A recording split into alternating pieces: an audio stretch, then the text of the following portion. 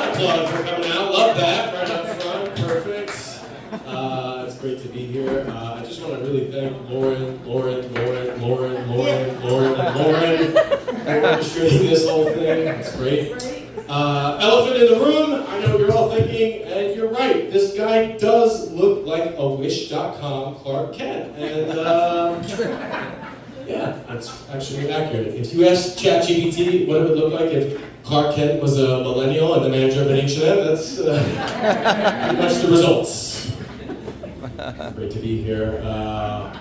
My name is Aaron Rosen. It's a very Jewish name. I think Rosen is the most Jewish name, actually. And people try and argue with me. They're like, Rosen's not the most Jewish name. You got names like Rosenberg, Rosenstein, Rosenthal. I'm like, no, you don't get it. Rosen is way more Jewish because I got the name for half off. Alright, I think we have some Jews in the crowd. Do we have Jews? Whoa, keep it down. It's going to be illegal soon, okay? Just calm down. No, that's true, though. It's fine. It's good to be here. Montclair's a nice town. Are most of you, are we all pretty much from Montclair? Yeah. Let's talk about pickleball. It's a pretty big staple here now, huh? We'll clap it up if you play pickleball. There's definitely some closet pickleballers in there. You're doing your dinks and your donks and your curves and all that. That's good. That's nice. A lot of nice faces out here tonight. What are we doing? Date night tonight? Family? What's the situation? Friends. They're fucking. No, I'm kidding. I'm kidding. That's not you. Married couple. To me, it sounded like a poly kind of situation. Like married couple, open throuple. That's really nice, though. Are you guys here to show some support for the fundraiser? Or you just have a comedy thing going on? A little bit of comedy. You're supporting the Laurens. The Laurens are a fierce force here. That is an entity. Yes. Give it up for the Laurens. Well, thank you for coming out for a good cause and for live comedy. I'll do my best. That's great though. Thank you. And you guys, what's the? Go for whatever you think. I mean, it is a. She's got the neon green shoelaces. You don't hide them. I can see they're clear as day now. It's out there. I like it. You got the picnic tabletop going on, and you got it looks like an NPR bag. You just came back from the library. What's the story with you guys? You're together. That's wonderful. Okay, and you came out for like a date night type of situation. No children. So you don't care about the cost. No, okay. You came out. No children, babysitter. That's great. Thank you so much for coming out. And you guys are Montclair locals as well. We live in South Orange. Ooh, South Orange. Yeah. Where men are made. Not like these softies in Montclair. On their hills and high castles. I like Montclair. I like South Orange too. Both very nice places. I was performing in what was it? I was about to say Bloomberg. What's the Bloomfield? Yes, I was in Bloomfield. So I got a smattering of the oranges and yeah, I don't know. People like New Yorkers love to shit on Jersey. They really do, but we have a lot to offer. You know, we got the shore, and that's about it. But we have. We have nice things. It's good. You know, I was surprised I didn't see, I don't know, maybe it's just where I was driving around in Montclair, but I didn't see like a lot of political ad campaign things, and I'm someone who really keeps his ear close to the ground about news, and especially because like I'm Jewish, so everyone expects me to be an expert on the whole Israel-Palestine thing, and like, don't laugh yet, but no, I have kept up with it for a very long time, and I'll say this, like the updates that I used to get from Biden were really hard to digest. But now it's at least better to get a little bit more whimsical updates from Donald Trump, you know? Because he's like, the other day I spoke with Benjamin Netanyahu. Netanyahu, what a name, Netanyahu. Remember when we went on the net on Yahoo? And that's how we searched for everything. We did. And then we did Ask Jeeves. We asked Jeeves everything and he disappeared. Where did Jeeves go? That's what I want to ask him. But now we do everything with Google. It's all Google. They have Google Docs and Google Sheets and Google Drive. And I love driving. I love the cars, but those new electric ones, they get so hot. I feel like Prometheus. And that was a scary movie. That was so scary. But not as scary as Aliens. That was a really scary movie. But the scariest aliens are illegal aliens, which is why we need to build that wall. That's so funny too, by the way, because they built the wall and like, we're going to make this wall really difficult for them to climb. We're going to paint it black so it gets really hot. They painted it on the wrong side. Oh man. That's so wild. He's in hot water with that Epstein stuff. That shit will not leave him alone. It's crazy. But I don't know, because he's impressed me before with what he can get away with. Like when he had the whole you know what grabbing scandal. Remember that? That Donald Trump schooled all of us. It was a master class in how to get away with whatever you wanted. He said one magical phrase and he was off the hook. He goes, "It was locker room talk," and everyone left him alone, you know? After he said that, all bets were off. It was like Super Mario Brothers after, if he got like an invincible star, you know, and he could just run around and say and do whatever he wanted. It was like, da da da da da da da da da da da, you're fat, you're gay, and you're retarded, da da da da da da. Crazy. Don't worry, this isn't my whole set, but I do have one more thing I want to say. I'll say this, like the debate with him and Joe Biden, that was rough. That was like, I'm glad that Kamala at least got to debate him, even though she didn't win. I was like, oh, thank God. Because when I watched, you guys remember that debate with him, that was like watching elder abuse. You remember that? He was like, Joe Biden has the worst brain we've ever seen. It's so sad. And Biden was doing his best. He was like, hey, Donald Trump over here, this guy, he's trying to say, I don't know how to mental acuity. Well, let me tell you something, this guy, he doesn't even know the first thing about us. And they were just like, Mr. Trump, would you like to respond to that? He's like, I don't know what he said. And I don't think he knows what he said. I don't know. I'm a little jaded by all these politicians. I just, I don't know. It's hard to find any that are genuine, you know? I saw through Joe Biden pretty easily, but he kept trying to appeal too much. You know what I mean? Like, he'd be like, look, folks, God, we've done so much. You gotta chip in for the campaign. Look, I'm actually struggling to remember the joke, but also playing it off like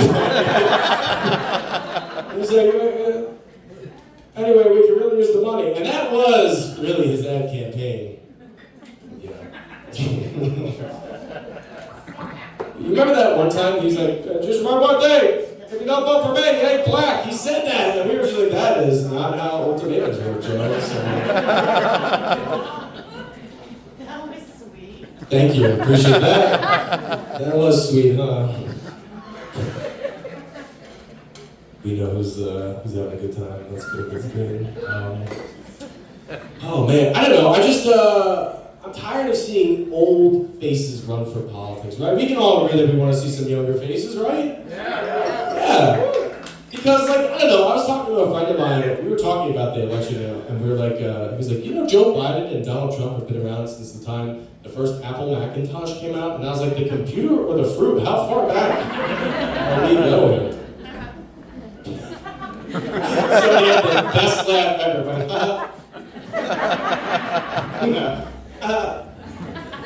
that's great. That laugh was dead on arrival. Okay. Some real stuff. I'm a high school English teacher. Thank you. Yeah. Whoa. Yeah. Hey. Anyone in here a teacher? Yeah, that makes sense for Montclair. Oh, we had some meat hand raises here. Yes, we didn't want to. We can't show the upper echelon, the upper crust that we're peasants. Yes. Yeah, that's awesome. What do you guys teach? Preschool. Preschool. Yeah. Nice. Special needs. Special needs preschool? Oh man. Oh, give it up for her, guys. That's amazing. Yes. How long have you been doing it for? 25 years. Wow, 25 years. That's amazing. Congrats. Yes. That's okay. You can applaud. Yeah. Retirement soon? I mean, yeah. I'm convinced. I've been doing it. This is my 12th year now, and please hold your applause. No, it's not. It's whatever. But I've been doing it 11 years fully, and I will say the job does not get easier. Right? It's getting hard out there in these streets of education. I complain about the job a lot, but I'm very fortunate. Like, I'm very lucky. My students, very well behaved. I'll say that. And I teach in Jersey City, mind you. So in the 12 years that I've been teaching, we've only had 2 fights in my school. Can you believe that? 2 fights in 12 years. And both of them I won. I like it. Some people are laughing. I get the and then I hear, that's good. That's good. That's how I know, crush it. That's good. Good. 3 stars. Nice. You guys are fun though. I like this. Nice. And I'm sure you guys can agree. Like, you've encountered teenagers. You know that like everything is different now.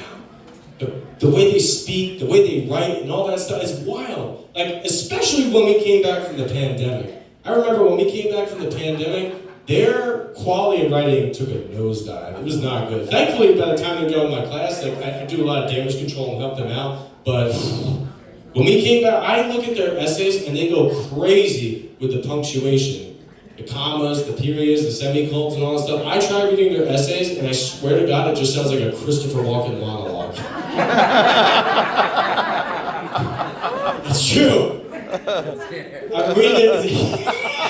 He's like, that's good. But I'm reading their essays, and it's like, the Salem witch trials were a terrible travesty. Many died, mostly innocent. Wow, it's like, how do I read that? I appreciate the guy shouting out Salem, Massachusetts drunkenly from afar. That was pivotal for the joke. I'll be here all day, folks. Oh, we don't want that. That's actually the opposite of what we were hoping we would say.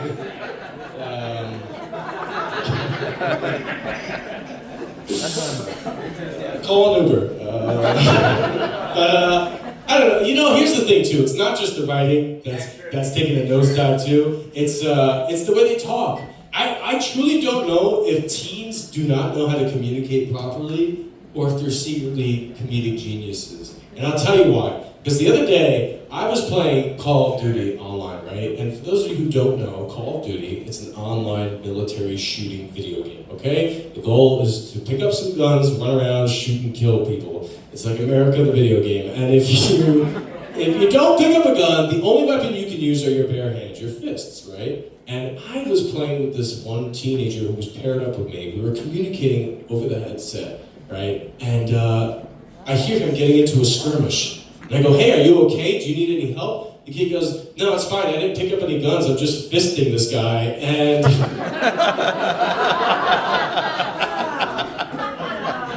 if you're not laughing right now, Google fisting later. But do it incognito. And so, you want to laugh so hard, don't stop. Let it out. Let out the laughs. It's a funny thing. A teenager said he was fisting some guy. That's great. So I asked him over the headset, like, hey man, do you need help? Are you winning? He goes, no, it's cool. He's fisting me too. Finally, I told this kid what he was actually saying, because can you imagine? Like, I'm not going to let him go about his day talking like that. Imagine he gets into an argument with someone at school. He's like, that's it, you and me, the parking lot, 5 o'clock, we're fisting. No! You can't be saying that. Anyone in here have kids? Clap it up if you got kids. Yeah. My gentleman in the, was that blue with the glasses? Yes, you. Oh, yeah, that's me, yeah. How old are your kids? 2 and 1. Wow, 2 and 1, nice. Get ready, buddy.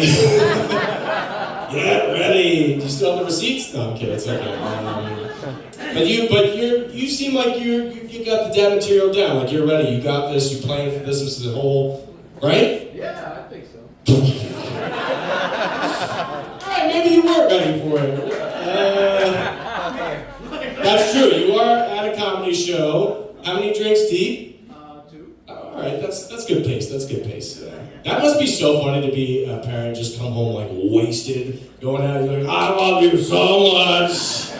You're the best. I don't know. I've been thinking about whether or not I want to have kids because as a teacher, I already have, 150 kids like on my roster. But I was thinking about it, and I don't know, like I did some deep thinking, and I decided I think I'm ready to have kids. Not be in my life. I don't want them in that capacity. Oh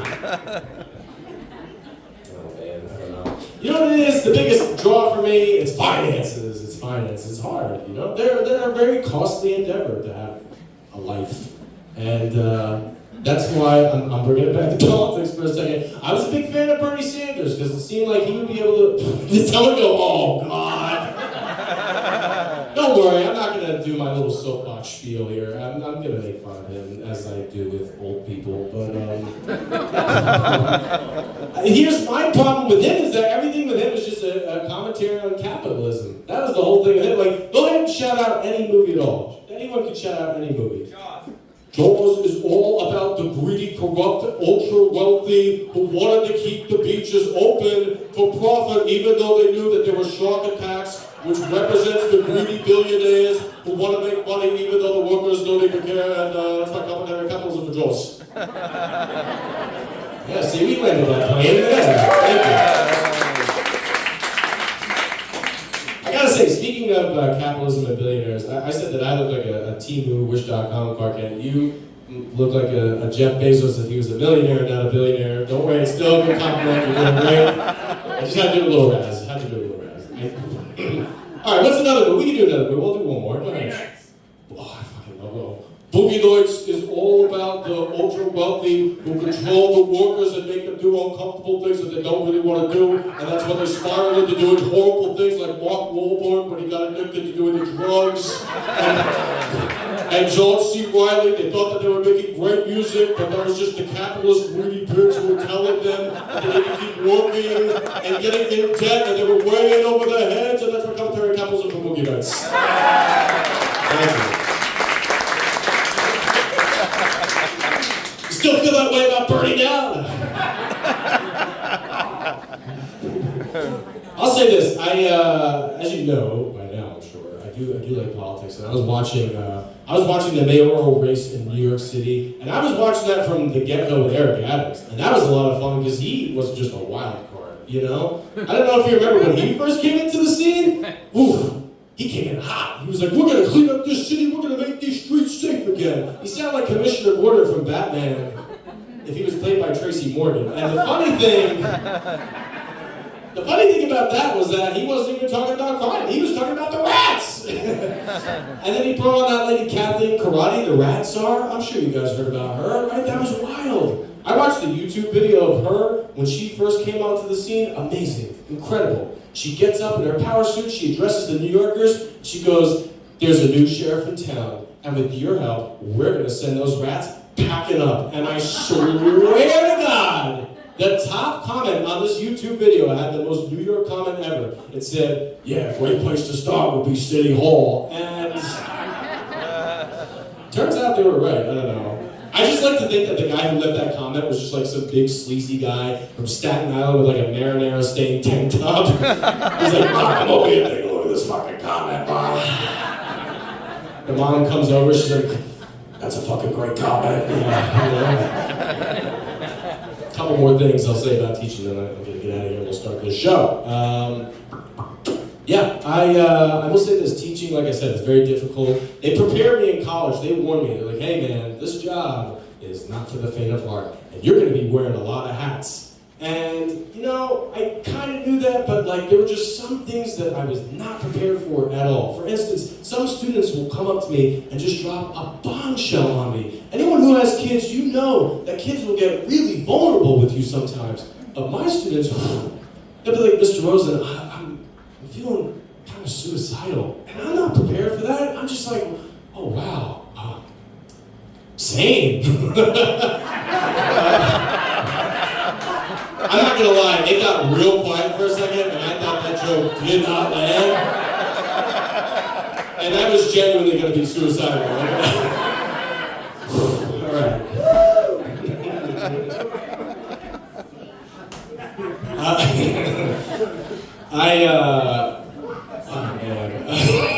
Okay, well, I don't know how to. I used to do Special Olympics. I would worked with special needs kids on the weekends, and I would play sports with them and beat them all the time. I really did. The late laugh is killing me. Might be one of my students. No, I'm kidding. But I worked with special needs kids, and I love working with kids who are on the spectrum because they have zero filter, all right? Like, those kids say whatever is on their mind. And I worked with one kid who would always talk about Pokemon all the time. And your jaw dropped so wide open when I said Pokemon. He's one of them, I know it. I love this bit. I'm just like, you're autistic. But he really did talk about Pokemon all the time, and I wanted to genuinely make a connection with him. So I talked about the show Dragon Ball Z. And one day this kid comes right up to me, and he goes, Coach Aaron, you talk about Dragon Ball Z a lot. And I was like, yeah, but you always talk about Pokemon. And he's like, yeah, but I'm autistic. What's your excuse?